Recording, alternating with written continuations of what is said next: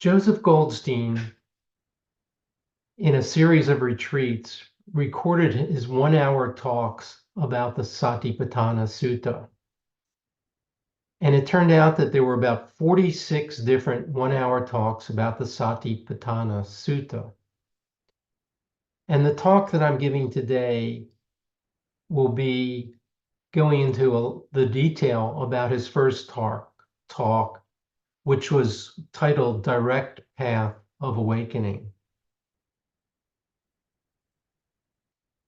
Before I read the series, several people recommended it to me, and they loved it, told me to do it, to listen to it, and I didn't. Once I started listening to it, I really fell in love with it. It's been extremely practical and helpful to me. It's filled with personal, practical, helpful advice. He's talking from his heart about what's happened to him. And many of the stories that were most powerful to me is when he realized he wasn't doing the practice properly. And so many of those times I was making the same mistake. Often meditation instructions are watch your breath, notice your breath. And when you look at the Satipatthana Sutta, the Buddha got so much more detail into the instructions for meditation and so much more in detail about his view of psychology, what causes us to suffer, what stops us from suffering, how we can go about doing that.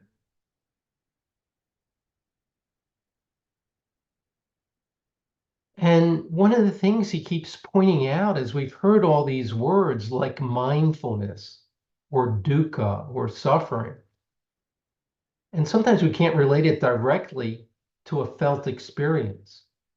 And every time he starts getting into these terms, when you really have that direct experience, you know what's being talked about.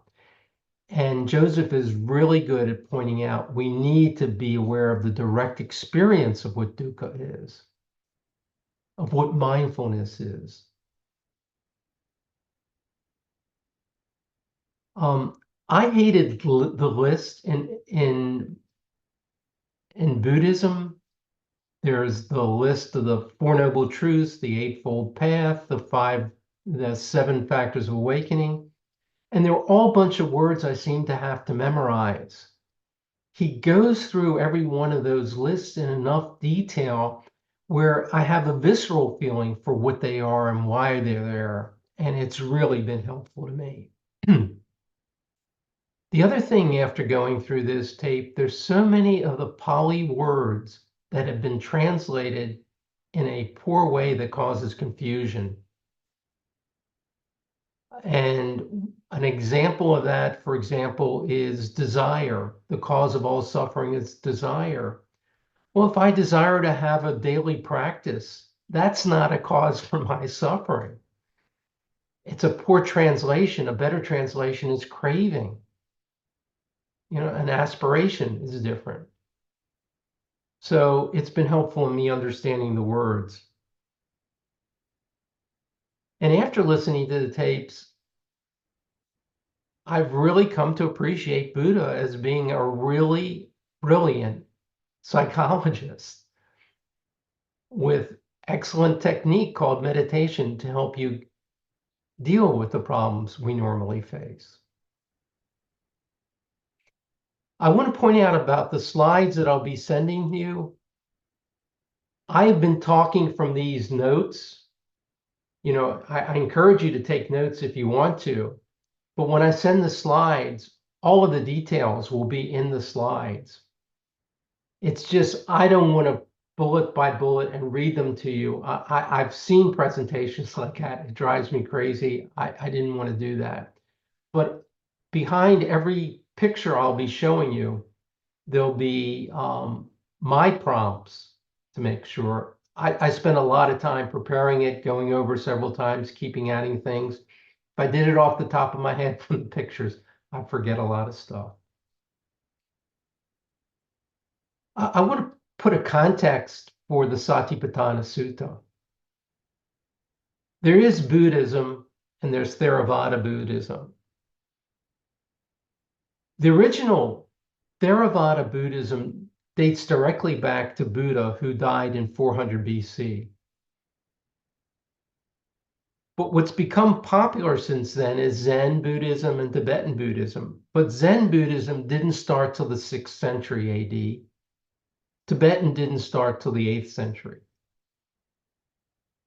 So over 1,000 years after his death, people were modifying it. And what I see happening in every country, if you understand the culture of that country, they've switched it to match the culture.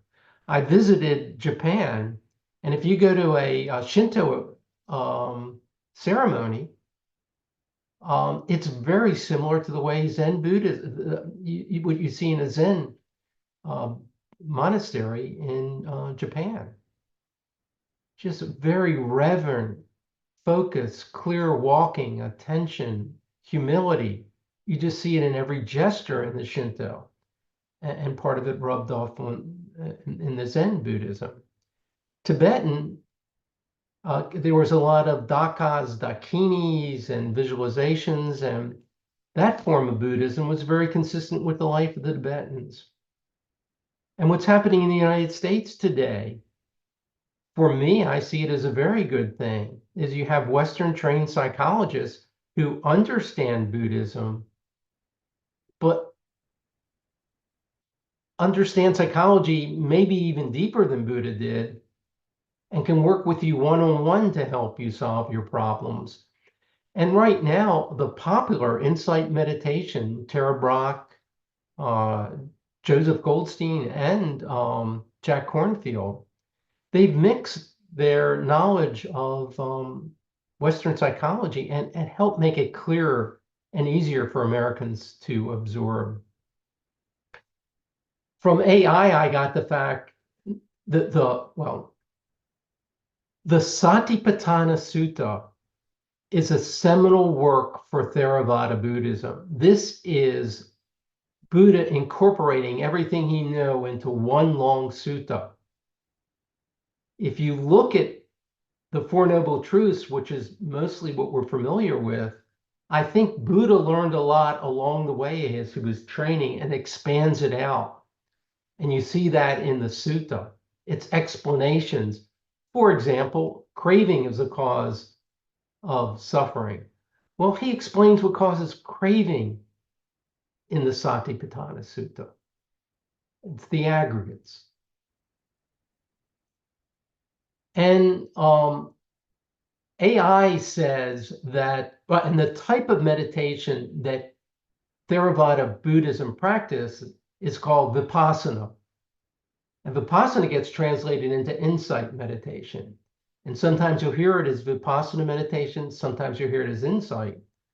When you hear it insight, it has the connotation that it's a little bit more with the Western psychology, which can make it more accessible. I don't want to put judgments on it.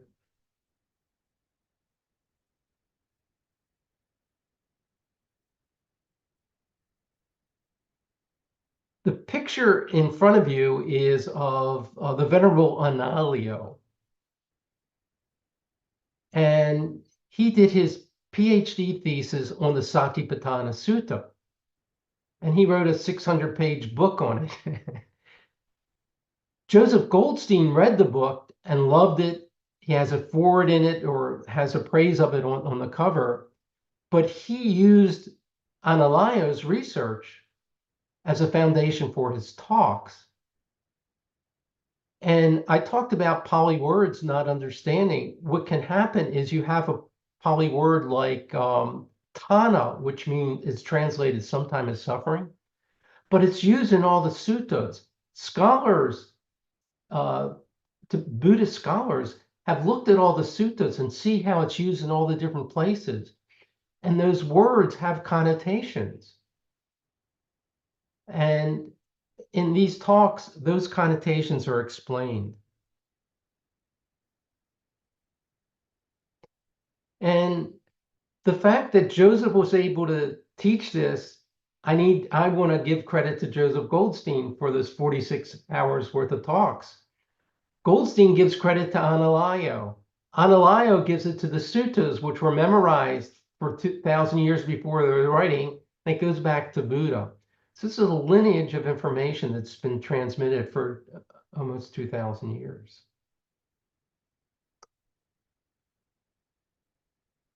And again, for me, this is two important things. It's a really detailed meditation guide. If you're going to spend any time meditating, do it right and learn from the guide and know all the different ways, what you're doing and why you're doing it. And it's also a guide to self-analysis. Notice things, notice your emotions, notice when you get triggered, notice when you take actions, what are the results of those actions? And without going and spending a lot of money in psychologists, you might gain some insights. And back then there wasn't psychologists to go to, and it was the only way that they got firsthand knowledge.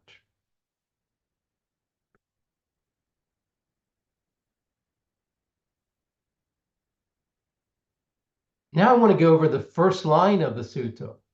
Monks, this is the direct path for the purifications of beings, for the surmounting of sorrow and lamentation, for the disappearance of dukkha and discontent, for acquiring the true method for the realization of nibbana, namely the four satipatthanas. In the first sentence, monks, this is direct path.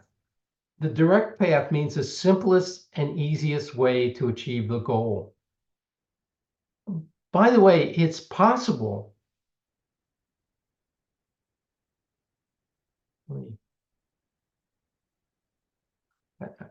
It's possible that Zen Buddhism may be a quicker way, but Buddha would have never known about it. It's possible Tibetan Buddhism may have been a quicker way. We'll never know. But for him at this time, it was the best way.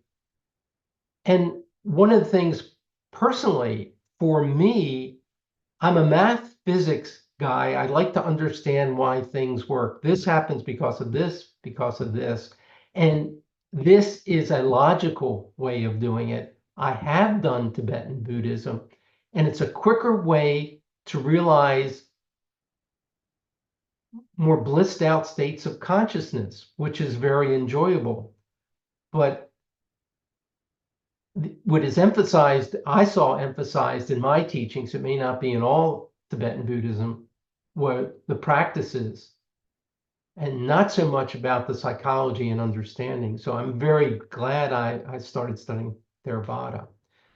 With Zen, I think it's a very quick way of gaining some great insight, but you have to be willing to put up with a lot of suffering. If we're supposed to overcome suffering, one way of doing it is to put yourself through a lot of suffering and practice getting over that suffering. And somehow, this is just my interpretation, but the people I've talked to have done um, Zen practices, find that you really go through some very painful stage before that insight hits you.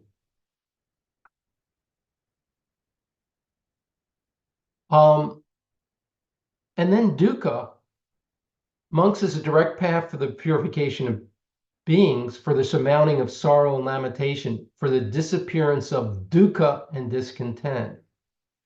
And he spends a lot of time going over what dukkha is, and it's pretty broad. It's not just suffering that we might think we get when we get a pain in the arm. Although suffering is the most common translation, unsatisfactoriness, dis-ease, disharmony, friction, stress, unsatisfactoriness. In the sutta, he identifies examples of dukkha, which are aversion, sensual desire, restlessness, sloth, and torpor and doubt.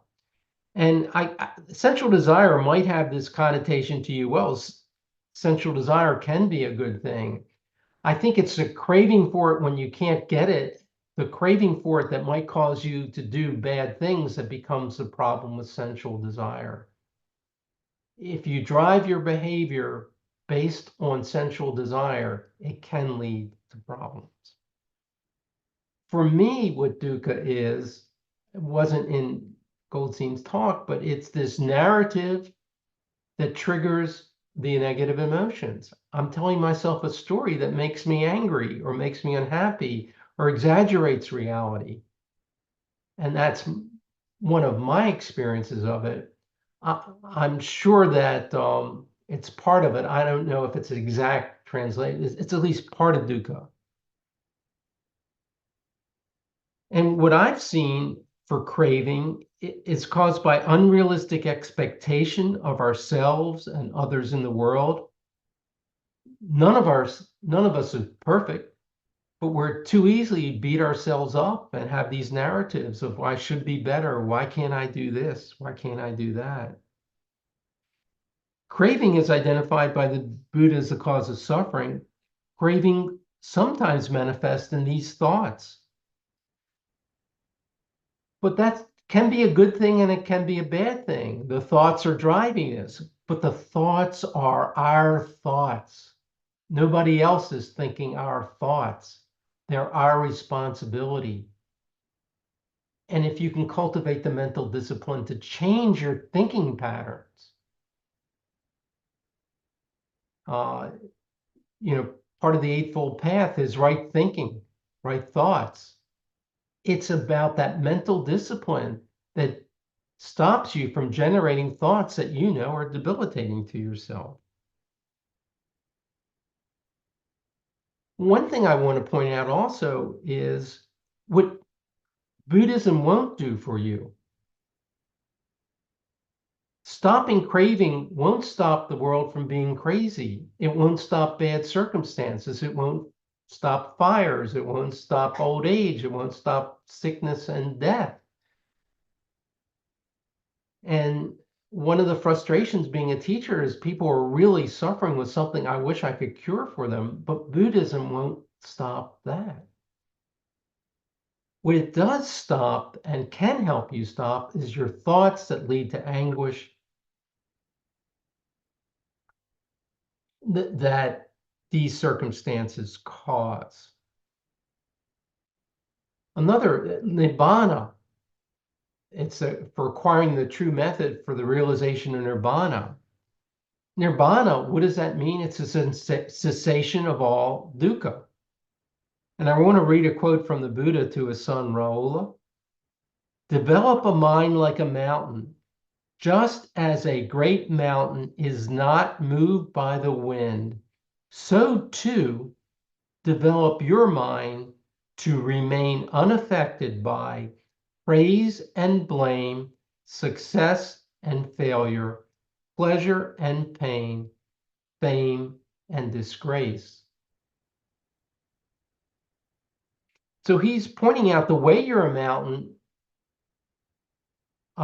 There's an easy way to sum all of that up. Don't take things personally. We take everything personally. It's often our ego-driven, our ego gratification that causes a lot of the suffering.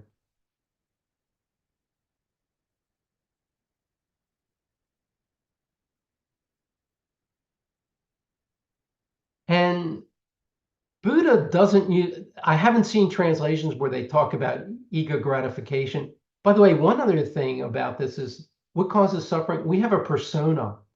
We want to appear young and rich and smart and kind. And circumstances drive us sometimes to do things that aren't exactly that. So we have this persona that we're ego identified with that is not a real thing. It's our imagination of who we should be.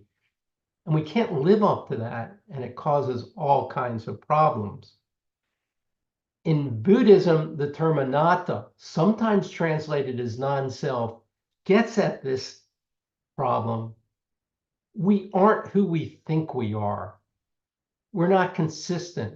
We're not a young person. we're a constantly evolving person. We're not a smart person. Sometimes we do smart things, sometimes we do things. So this whole concrete image of ourselves isn't true.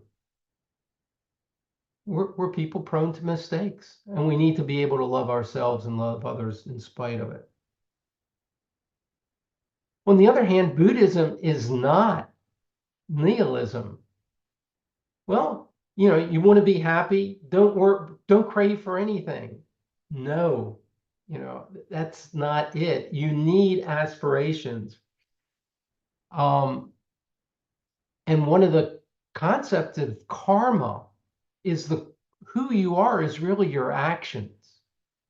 And if you do actions that lead to your joy and the joy of others and happiness for yourself and others, then that's skillful action. And meditation is about giving you that space to understand, to wake up when you're triggered, be very thoughtful about what you do, and make sure you respond carefully, thoughtfully. And the Zen quote about our responsibility is infinite gratitude for all things past, infinite service to all things present, infinite responsibility to all things future. And again, almost everything that I've said will be in the notes here.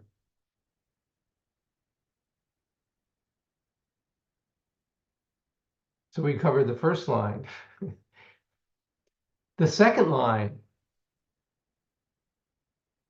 what are the four Satipatthanas?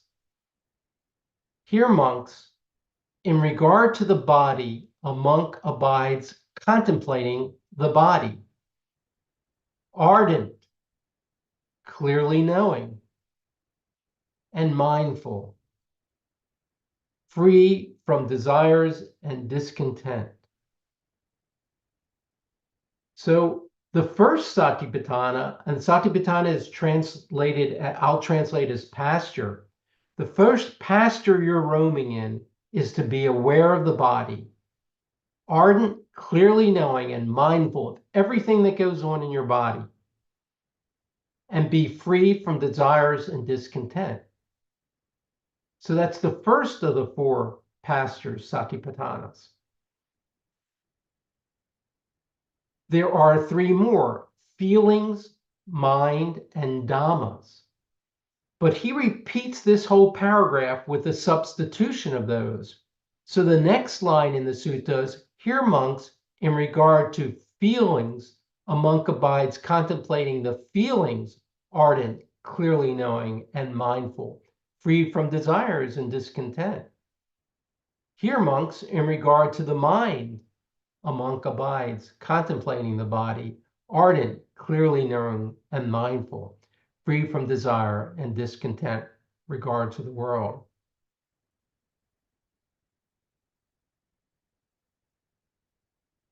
And I want to spend a little bit of, Joseph spent 15 minutes talking about just this one word, ardent.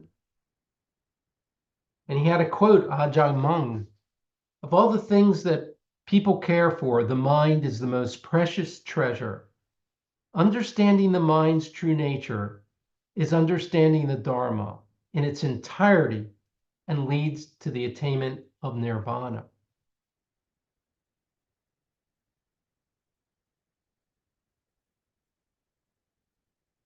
And understanding the mind is only done if you're really serious when you're sitting there, just not watching the breath. Well, I'm breathing, I'm not breathing, but just really get granular. Notice when feelings are triggered, when mind states are triggered, noticing everything in daily life, whether you're on the pillow or doing a walking meditation. Ardent has energy, confidence, and enthusiasm. It's a balanced and sustained application of energy when you're doing your meditations or when you're off. It's passionate care, perseverance, enthusiastic warmth. And he gave an example, or Joseph gave an example of, if you're carrying a pot of water on your head and someone's sitting there with a sword and cut off your head, if you drop a drop of it, you're really paying attention to what you're doing. And that's the level of ardency. And one thing that can inspire ardency is keep your goal in mind. Why are you there? And for Joseph, it was full enlightenment. That was his inspiration. For me, it is dealing with the narratives and ruminations that go on in my head that aren't helpful. And they have been a tremendous help to me. I know I am nowhere near fully enlightenment. It's way off. But, I just don't get bent out of shape about the small things I used to do. And that's a tremendous help to me.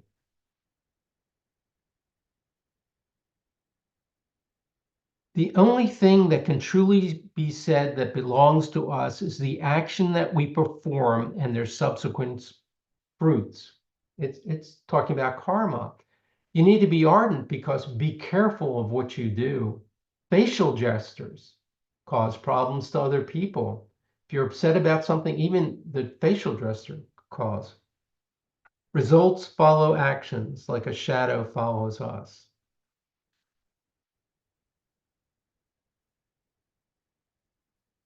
And Joseph went into a lot of detail about what clearly knowing means.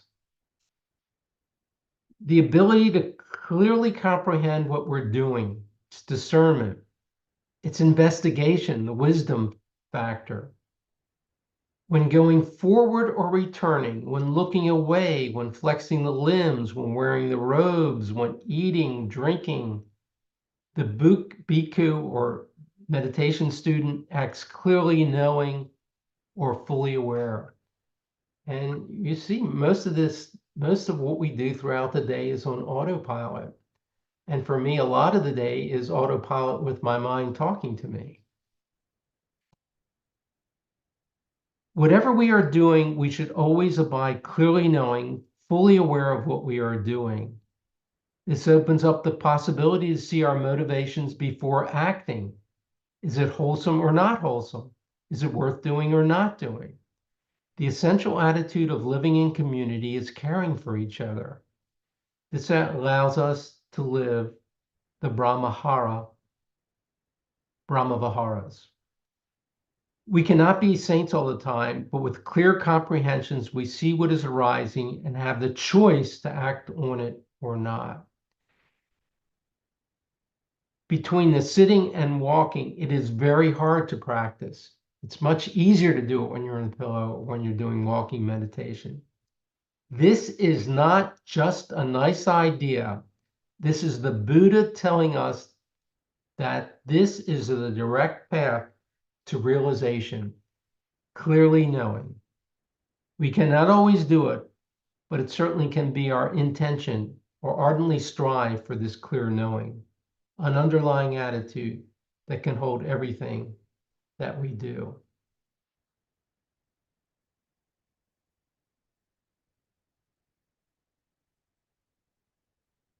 The motivation for me and what's got me going is I see my own mind. I like to transcend the narratives.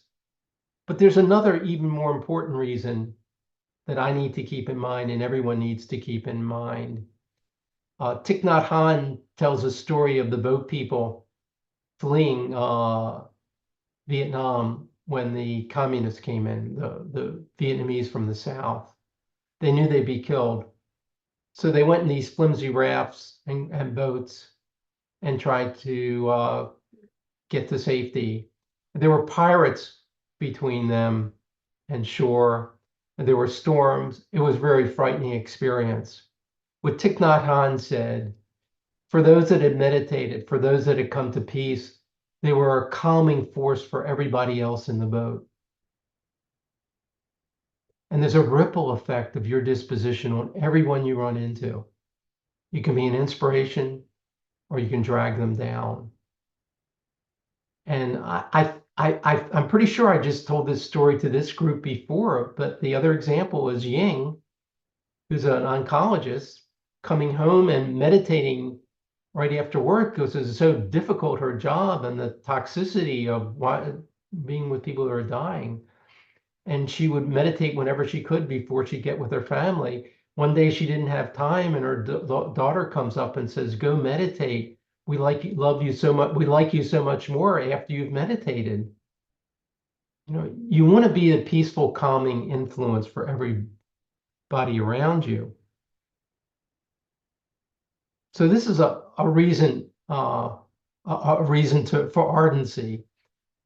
And I have noticed, I know when I'm upset and start talking about it, it's nice that people are empathetic and help. But also, if you do too much of it, you're also being a burden on them.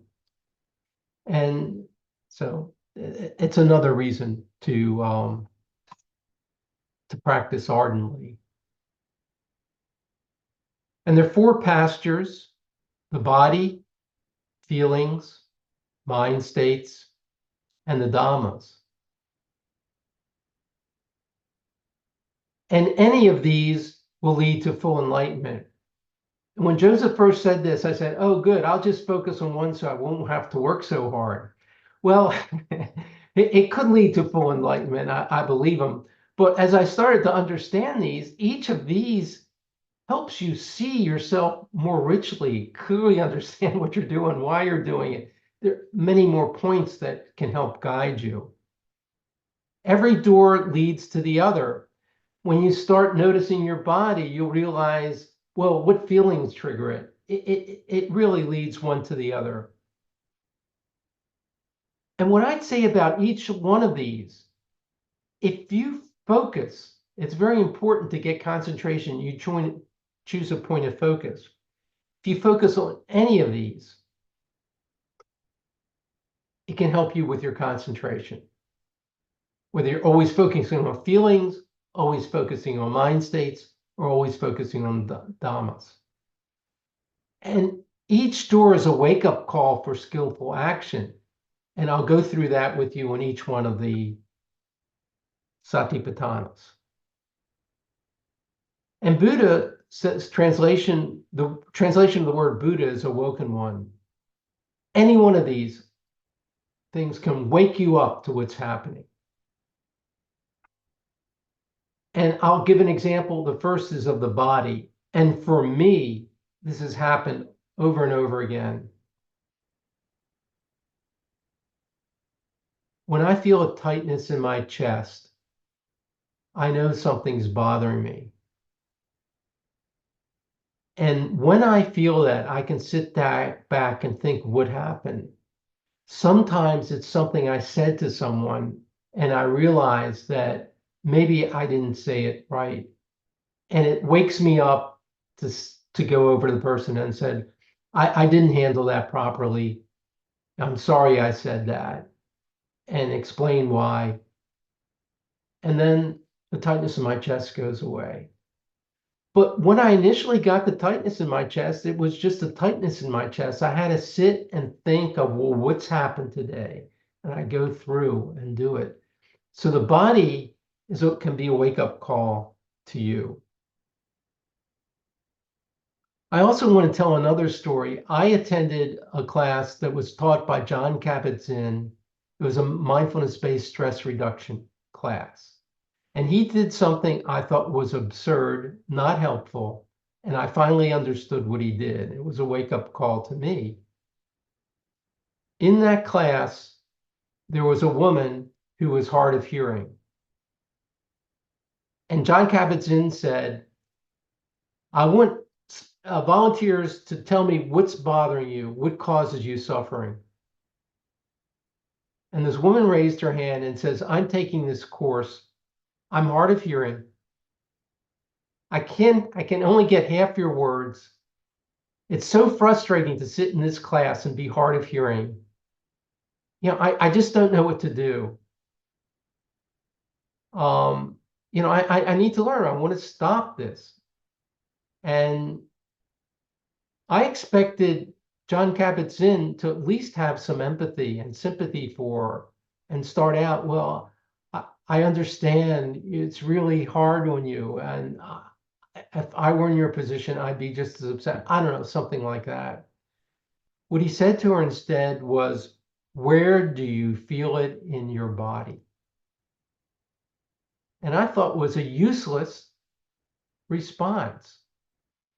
And maybe when we get discussion, I'd like to hear what you have to say about that. But what I feel was the thing that John Kabat-Zinn realized, he can't help her with her hearing. She's going to go to audiologists. She's going to go to people who need that. The only thing he can do is get her so grounded in her body, feeling and noticing what's going on in her body, that narrative of woe is me, I can't hear will go away. She'll still have to deal with the hearing problem. But the grounding of getting in the body, concentration, is what can help. And that's the Buddhist way of dealing with the suffering. So the body can be a point, an anchor for concentration. Goenka teaches a body scan, which I have found a great way of calming down. It's also a call to consciousness, just like I told you with the experience I had. Tightness in the chest, I need to look at what the problems are.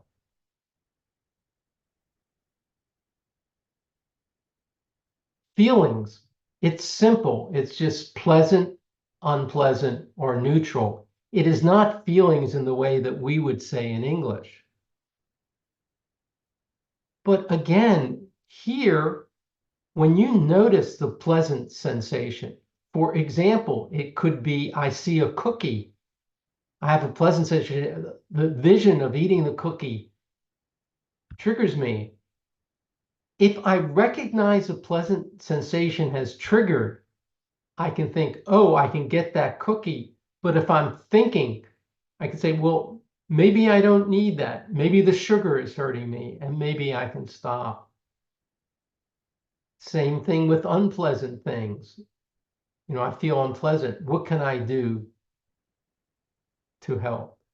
And again, feelings can be the focal point which leads you to concentration, or it can be the trigger that wakes you up. Mind states. They're unwholesome mind states, greedy or lustful mind, hateful or angry mind, deluded or confused mind.